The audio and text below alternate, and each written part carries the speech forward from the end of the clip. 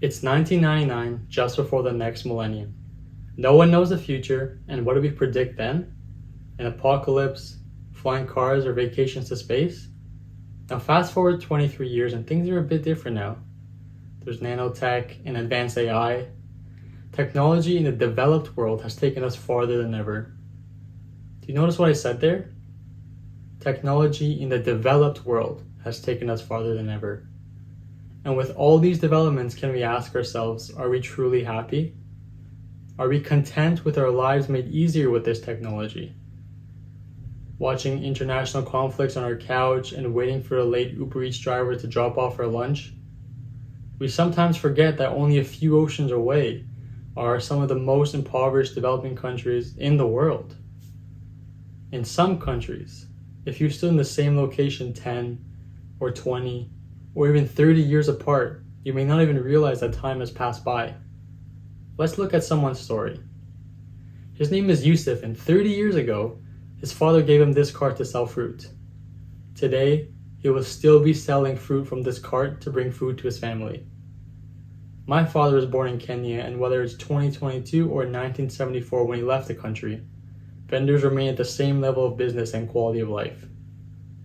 Developing countries that have not developed at the same pace as, say, Canada, are frozen in time. And areas such as sub-Saharan Africa make up 2/3 of the extreme poor, but sometimes we hear good news, where there's a decreasing percentage of those living below the $1.90 poverty line. But what we don't hear is, as the population rises exponentially, the number of individuals in extreme poverty actually has risen. So what if your brother, sister, mother, or father are part of this population in Africa?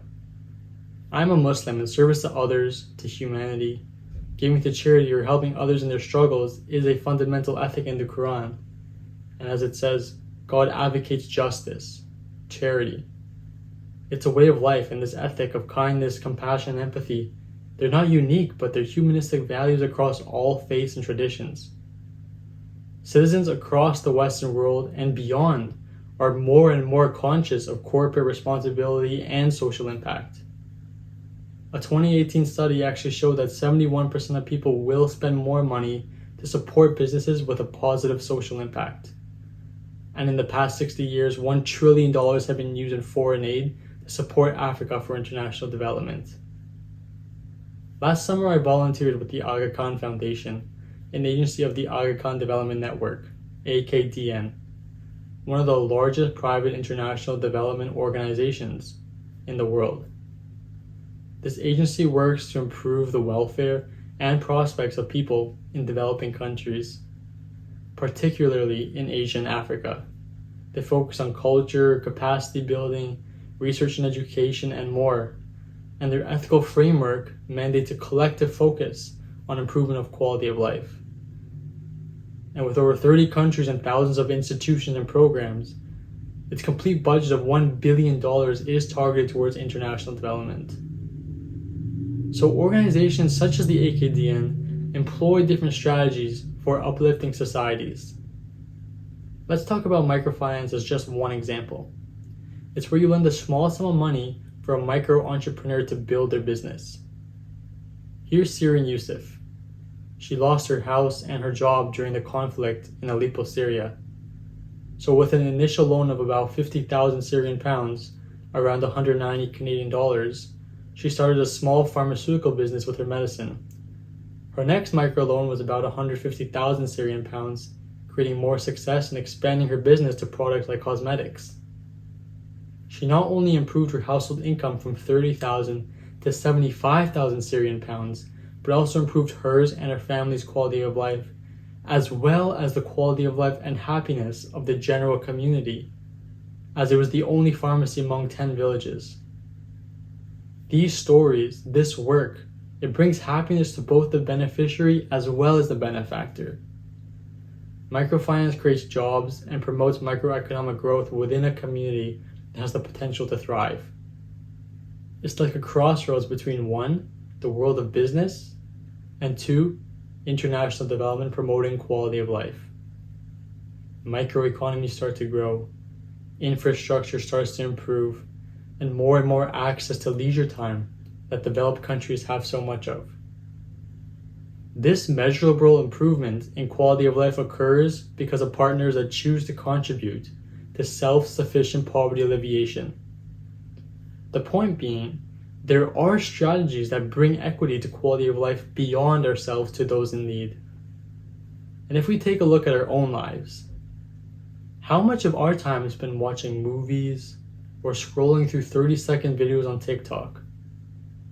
This leisure time is not readily available in developing countries where intense labor work is far more prominent just to put food on the table. So instead of leading our lives into an endless abyss of instant fulfillment and material wealth, we too can choose to use our leisure time to place value in sustainably improving the quality of life of the most marginalized communities in the world, and, in doing so, enjoy the thrill of experiencing someone else's happiness. How about the idea that we lead our businesses with a forefront objective of social impact? Or how about as consumers, demand contribution of dedication to social impact from the enterprises that lead the world's markets? You and I can drive enterprises to make this a social norm instead of an exception. Let me ask that we turn our gaze to a company called SomeoneSource, founded by Leila Jana. The company annotates data for AI algorithms to do IT work for companies like Google, NASA, Microsoft, but they're not like any company. Through impact sourcing, they're able to train and build capacity, recruiting those living below the $1.90 a day in developing countries. By creating more jobs and developing skills not easily learned in certain areas, it not only benefits thousands of individuals, but also the quality of life of the general community. We want the modus operandi of social impact to permeate every business in finding this balance between being able to do well, while also contributing to improving the quality of life of marginalized communities. So what would it take for investors to be aware of the importance of development work?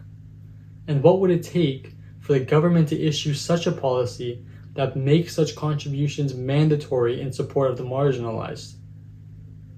The Government of Canada, through the Canadian International Development Agency, actually recognizes the importance and moral obligation of citizens to help the marginalized of this world.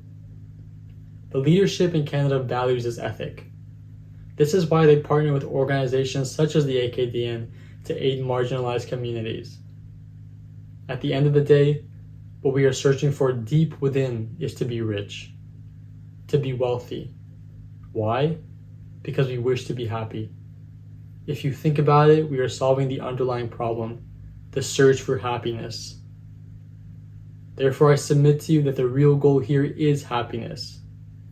All these struggles, all these ventures, all these initiatives to accumulate happiness. However, that true happiness is the most sustainable form of happiness, one that comes from within. Can you imagine that if you have changed forever the life of this barefooted young boy in long-cut adult pants because he cannot afford a pair of shorts? How it may contribute to your sense of deep satisfaction? This satisfaction is in fact the same as that of one who is being saved at the borders of Ukraine or the rural areas of Afghanistan where children may be in malnutrition. I have learned from AKDN's chairman, His Highness the Aga Khan, who advises that the best way to improve ourselves is through labor for the welfare of others. If we live a life focused only on ourselves, we will never be happy. Happiness for others is happiness for you.